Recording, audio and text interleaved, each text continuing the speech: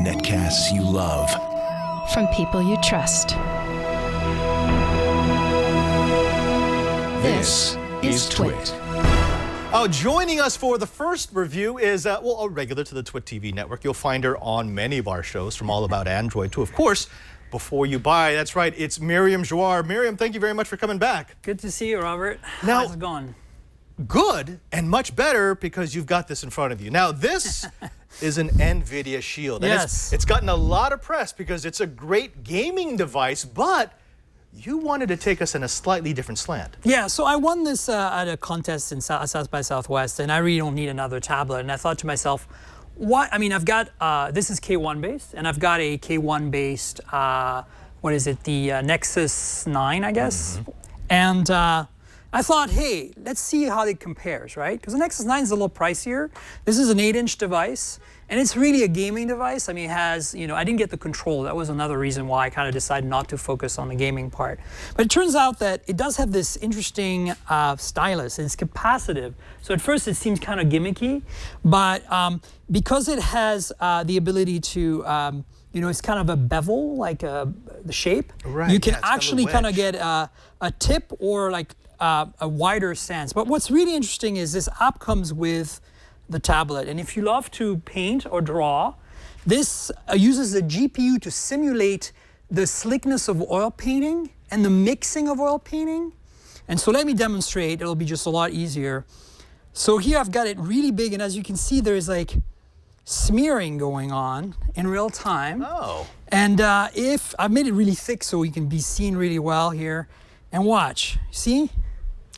And of course, this is one of the things that NVIDIA is famous for. This is what they use their GPU clusters for. So you see that? It's a physics effect. So, so if you know this is exaggerated because you can adjust the brush size and the thickness and the mixture here. Let me do it a little bit less crazy by kind of dialing everything down a little bit so you can see. So you know here, obviously the green's getting completely lost inside the yellow because it's so thick. And notice I'm smearing kind of a composite of things. And it's really kind of cool to be able to play with that. And then the other thing that's interesting here is they have an option for a watercolor. And the watercolor has gravity where it will leak down your canvas. Nice. Yeah, so that's kind of one of the things that really kind of got me excited about this product. It's obviously the software and the GPU processing, but... And that's what I was going to ask you, because this is not super unique to this tablet, or is it? I mean, does this only work on NVIDIA's tablets? Yes, because you need the K1 GPU for that. And also this, I think the pen is slightly optimized for, you know, but you know, so you can mix how much water you want on your watercolor. And if I make it very liquid, and there's a way here to turn on gravity. So gravity's on now, watch. You can see it starting to smear down the canvas. Okay. And look, it does feel like you're using watercolors. Let me change it. Somehow it's a little bit picky. See that? Yeah, and again, these are physics effects. So if you've ever played a game, you can turn off NVIDIA gravity. GPU, that's what this is. And then of course you can dry the canvas, which is really awesome, right? Boom, canvas is dry now. So what does it look like after an hour, basically? So anyway, this was just one of the things I wanted to show you, and kind of getting it set up with the right settings to initiate your canvas and your drawing is a little time consuming, so I thought I'd start with that. But let's talk about it as a consumption device, as a tablet. So as you can see, it's an 8-inch display. It's got a 1920 by 1200 display. It's a bit of an odd resolution and aspect ratio. Really great quality front-facing speakers.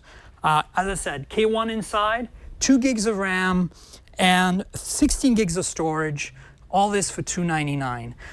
Also has a micro SD card slot, so you can add more storage. Also comes in the 32 gig version for, what is it, $399, right, $100 more. I really wouldn't worry about that if I were you. Just buy, you know, I think you'll probably find that this on sale pretty soon for $249. And considering the Nexus 9 is like $349. This is an attractive tablet. I mean, it's really beautiful. Price, it's actually, I've been looking at it going, there's a lot of really nice design cues. Let me show you some of the cute little design. This, I don't know if you can see it here, but there is a, the power button is color keyed. The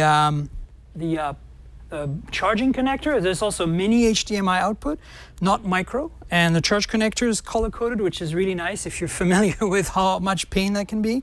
No, it's great. It's thin, it's pretty light, has a great display, it's IPS. The only thing that's kind of a bit negative is frankly, the cameras. They're two 5-megapixel autofocus cameras. Okay. They're meh. They work. They do their job. But I wouldn't, you're not count on that. over But them. then again, neither is the Nexus 9, to be honest with you. So the Nexus 9, the reason I keep bringing it up is because this has a plain stock lollipop version of Android now, and the Nexus 9 was also running a K1. So they're very comparable in terms of processor and software. As you can see, this is completely stock. I've installed a bare minimum of apps. This is a decent way to, if you like your vanilla Android, this is a decent way to get it. This is a vanilla Android tablet, essentially, that's slightly smaller than Nexus 9, a little cheaper, and has some great aces up its sleeve with this this stylus that you can, when you pull it out, it gives you some options of apps you can use with it.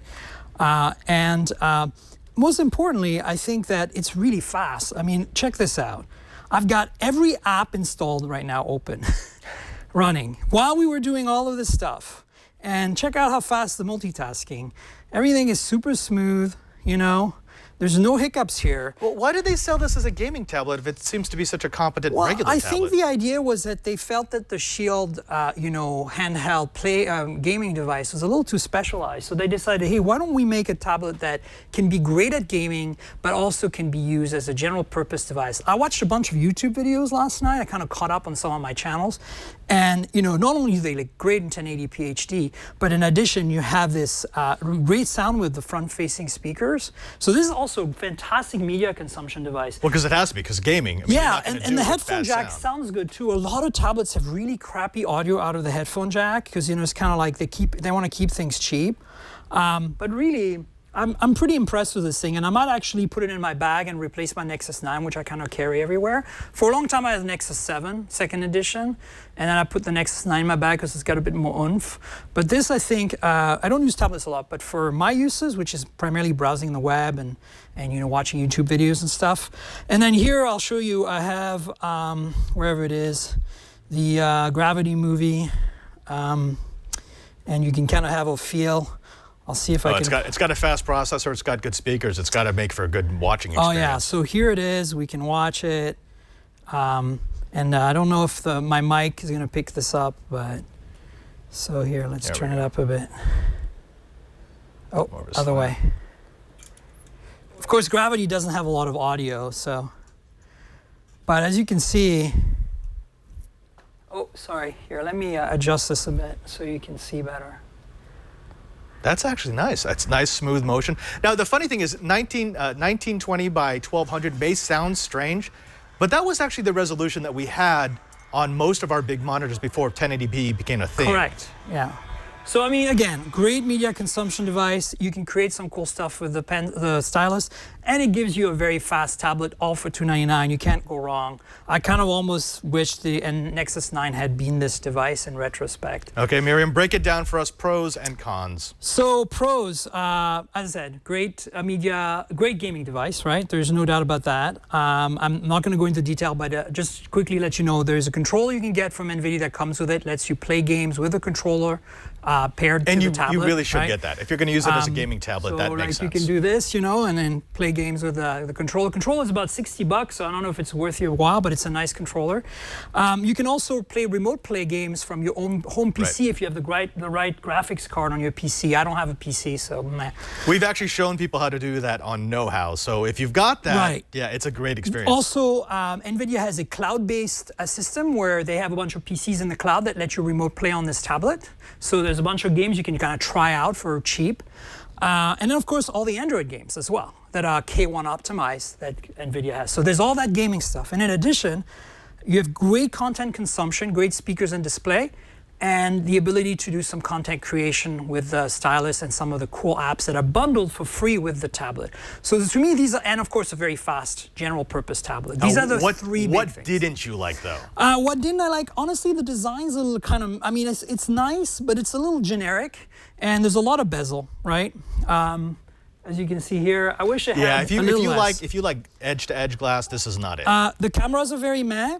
The power button's a bit mushy, and considering the attention to detail on the rest of the tablet, it's kind of surprising that the volume rocker feels great. And it's not just me. Like the Engadget review says the same thing. Sean Buckley, one of my ex-colleagues over there, said the same thing about it. So it's a bit odd that they didn't nail that. But that's it, really. Again, so I'd say it's a buy. There you have it. Miriam Joire with the NVIDIA Shield tablet. It's a buy, $399 for 32, and this is a 16, so it's only $299. $299. That's not bad for vanilla. For an 8-inch tablet, tablet with pretty much one of the fastest processors, short of going, you know, Snapdragon 810 or something. Miriam, thank you very much. Now, where can they find you? I mean, of course, you're all over the Twit TV network, but if they want to see your other work. The best thing is to follow me on Twitter. My handle is Tankgirl without the vowels, TNKGRL. I don't know if you got a bottom third or whatever ready to go there, Brian. And my blog is tankgirl.com, again, without the vowels, tnkgrl.com. I also do some freelance tech journalism work for various blogs, like sometimes Mobile Geeks, Read Write, Android Central. So you might find me there, although I don't do too much of that anymore. It's really here now. It really is. For me. Miriam Joire, you're going to find her everywhere, but also here, all about Android on Tuesdays. And you'll find pretty much every week here on Before You Buy, either live or pre-recorded. Thank you very much for your take on the NVIDIA Shield tablet. Cheers.